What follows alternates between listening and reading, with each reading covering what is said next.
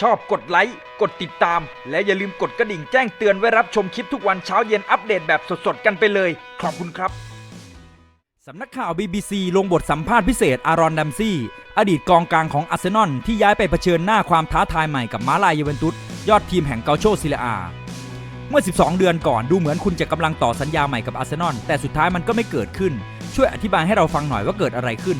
ใช่มันจบไปแล้วมีหลายอย่างที่สับสนและหลายอย่างที่ไม่ชัดเจนการตัดสินใจเกิดขึ้นดังนั้นผมจึงต้องมองหาทางเลือกอื่นอาร์เซนอลกำลังอยู่ในช่วงเปลี่ยนถ่ายในเวลานั้นพวกเขามีนักเตะยอดเยี่ยมมากมายและนักเตะดาวรุ่งฝีเท้าดีที่กำลังก้าวเข้ามาพวกเขากำลังเดินไปในทิศทางที่ถูกต้องแต่สถานการณ์ของผมในตอนนี้อยู่ที่ยูเวนตุสผมไม่อยากจะเชื่อว่าจะมีโอกาสได้มาเล่นกับสโมสรที่ยิ่งใหญ่ผมหวังว่าจะสามารถช่วยเพื่อนร่วมทีมและสโมสรในการประสบความสำเร็จ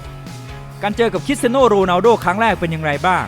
เขาก็เหมือนกับคนอื่นๆเขาต้อนรับผมเป็นอย่างดีแน่นอนว่าเขาคือหนึ่งในนักเตะที่ดีที่สุดในโลกแต่เขาก็เหมือนคนทั่วไป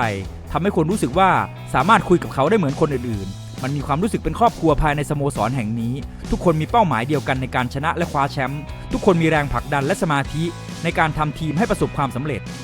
ฝันร้ายจากแฮมสตริงที่ทำให้คุณพลาดช่วงท้ายซีซั่นกับอาร์เซนอลและช่วงปีซีซั่นกับยูเวนตุสเป็นยังไงบ้าง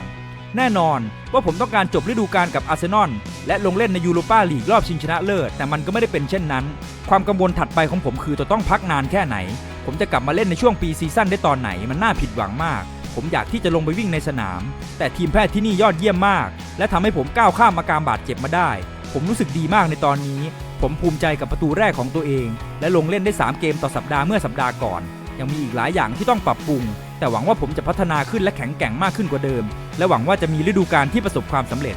การเรียนรู้ภาษาอิตาเลียนของคุณเป็นยังไงบ้าง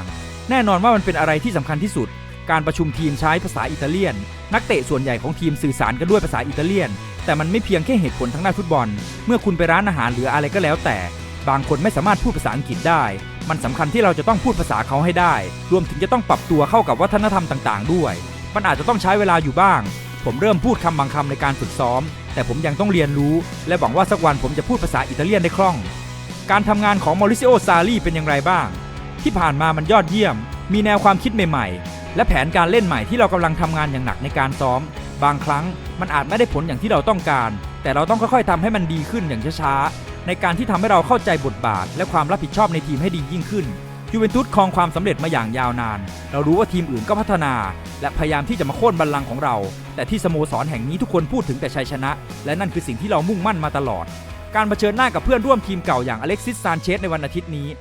อินเตอร์พัฒนาขึ้นมากในฤดูกาลนี้พวกเขายังไม่ทำคะแนนหลุดมือเลยแม้แต่แต้มเดียวมันคงเป็นเกมที่ยากอินเตอร์มีนักเตะที่ดีหลายคน